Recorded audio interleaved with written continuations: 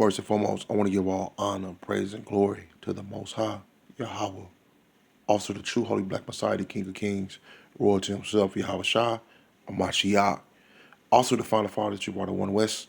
Fallen Kings come back at you another lesson. The name of the class is going to be you ruling unto your own hurt. The nation of Esau is ruling into his own hurt. What you're seeing here is the U.S. Supreme Court ruled that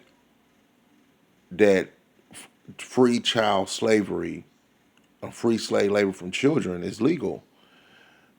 In other words, what they saying, it's okay to put children in slavery, and which is in West Africa, which is our people, you know. And I'm just this is a follow up lesson. One of the elders that brought forth this lesson, and I'm just following up because I found this topic to be very interesting because here they is passing the Juneteenth bill, and meanwhile, in the other part of the world, slavery is still going on. And actually, we still in slavery in America. You're like, why would you say that? Because we still attached to a social security number and all the stuff all the commerce and economy, the commerce and economy is built off the backs of slaves. They never paid us for the free slave labor that we endure here in this land. Further, I'm gonna go right into this video, and I'm gonna break it with a couple of scriptures. It's not gonna be a long lesson at all.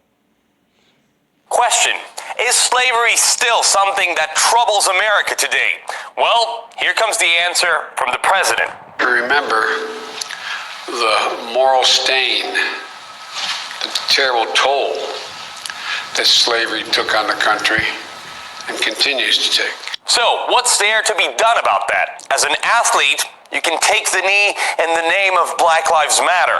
As an activist, you can campaign for the reparations for the ancestors of those who suffered or were killed. As president, you can declare June the 19th or Juneteenth as federal holiday. That's exactly what the president did earlier this week. As the Supreme Court, you know what else happened at the same time?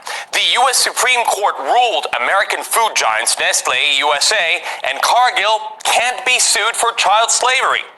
This ruling has disturbing implications for future victims of human rights abuses seeking justice against businesses in U.S. courts. This ruling also cites abusers. It's an old and disturbing story that we've already reported on. A group of African men demanded compensation from U.S. corporations that get their cocoa in Africa. They claimed the abusers. And what I want to get in is, so these children that they kidnapped on the west coast of Africa, when you read the, I believe it's in the book of Kings, it says when we pray for our deliverance, whether we scattered, that's in the book of Kings, I believe, whether it be near and far. Meaning there was some Israelites that didn't make it over here to the ships, and there was some that was nearby on land. And the west coast of Africa, we got still some of our people there, mainly the tribe of Judah in the southern kingdom. But what I want to get is that we are still in captivity, man. You know, and further, I'm gonna go right into the scriptures. It says, this is Ecclesiastes chapter 4, verse 1. This is King Solomon seeing this in a vision.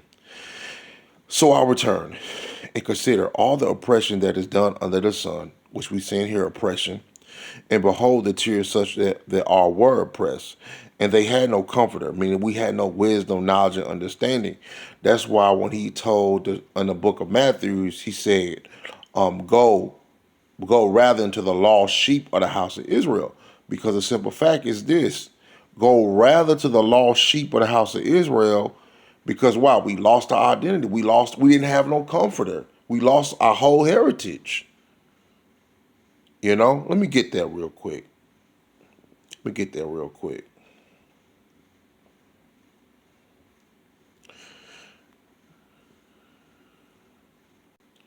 This is the Matthew chapter 15, verse 24.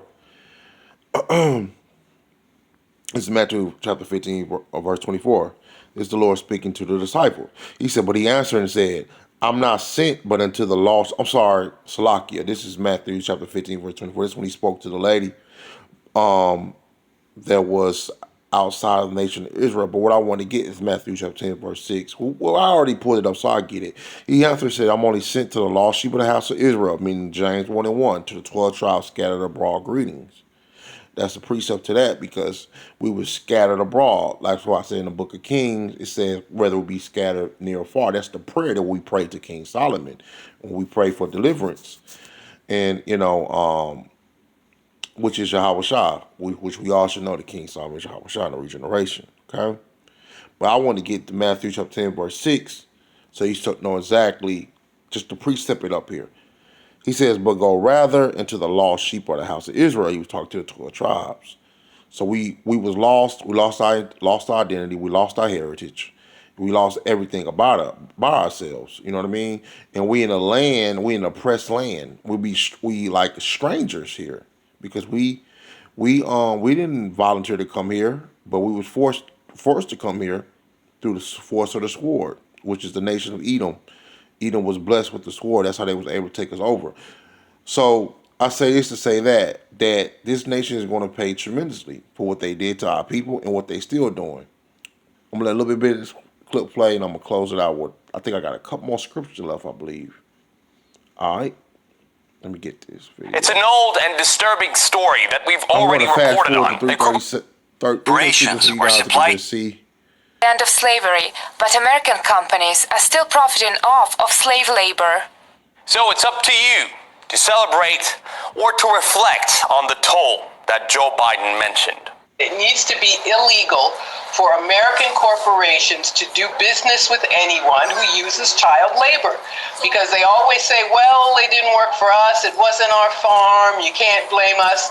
This has to be tackled legislatively. Other corporations, too, who do great harm to people, they will, especially in the past year, they'll say Black Lives Matter, or someone will take a knee, or they claim that they have an anti-racist workplace when they don't. And this is one of many ways in which the U.S. is hypocritical on the issue of human rights.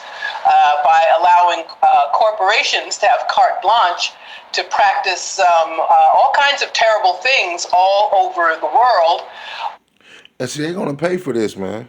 They're going to pay for this. This is a book, Ecclesiastes chapter 8, verse 9. All this have I seen apply my heart to every work that is done under the sun. There is a time where a man ruleth over another, meaning Esau ruled over us. You know what I mean? All the way from the 1400s, all the way up to now, he's ruling. But there is a time where one man ruleth over another to his own hurt. So this is to your own hurt. That's when Revelation 13:9 come in. Any man have an ear, let him hear. He that lead into captivity should go into captivity, because you ruling to your own hurt.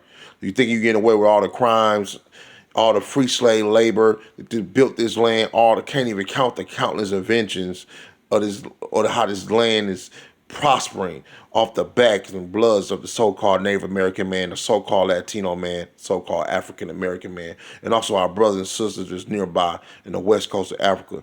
Man, you guys ought to be ashamed of yourself, but it's okay though, because we got that eternal judgments coming, and that's why you see chariots popping up everywhere, man. This is ridiculous. But on to the next lesson, I want to give all honor, praise, and glory to the Most High Yahweh, His holy praise on the true black Messiah, the royalty himself, Yahweh Shah, or Mashiach. Also to define the fallen truth are the one West, fallen kings. Shalom.